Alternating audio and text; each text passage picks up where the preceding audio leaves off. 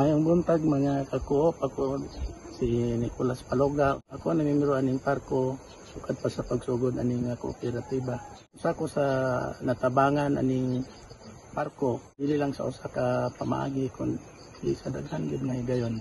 Una nga natabangan ko sa parko na itong hitabo itong 2014. Din ay kay gayunan nga niabot sa akong kinabuhi nga para po sa akong pamilya. Din kulang akong financing, and wala ay kuilain nga mahulaman ato nga panahon kay bisan 5 ato nga panahon na wayong paulon sa ako kay lisod yun kaayo kung kinabuhi ato kay wala ko'y trabaho, and then ako'y duha ka college, duha ka high school.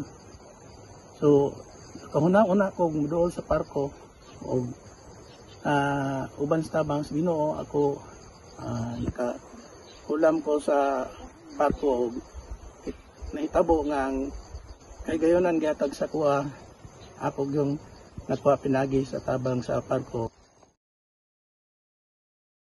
Usa sa natabang sa parko sa akuha aning financing aning gamay na ko nga maisan akong gipinans na aning nga maisan sulod ako sa parko, then binabayaran ako after harvesting, and then ang akong maginansya mo na po'y para sa akong pamilya.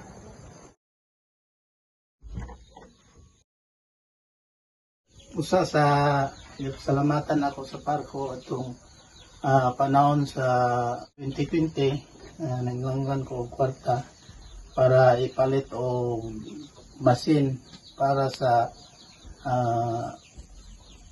instrument sa thesis sa akong anak.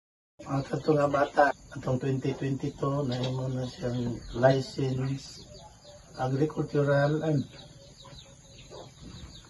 biosystem engineer o nagserbisyo na siya sa gobyerno.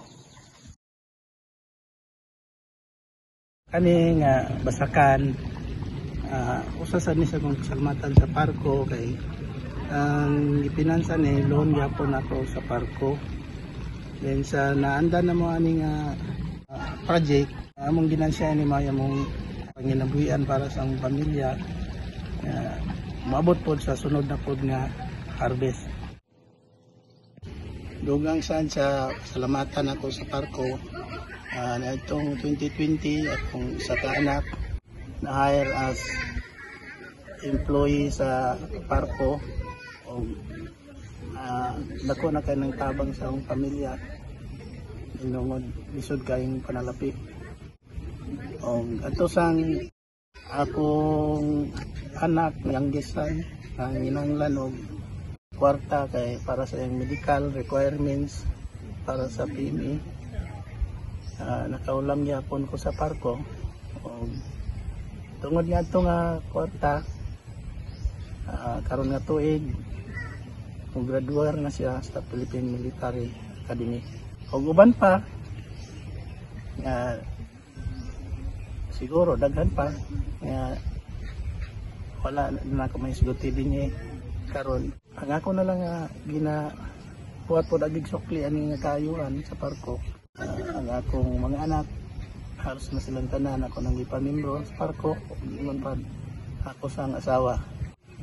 Maulang to ang akong may istorya usa sa parko sa pagkakaroon. O daghan kayong salamat parko og happy anniversary.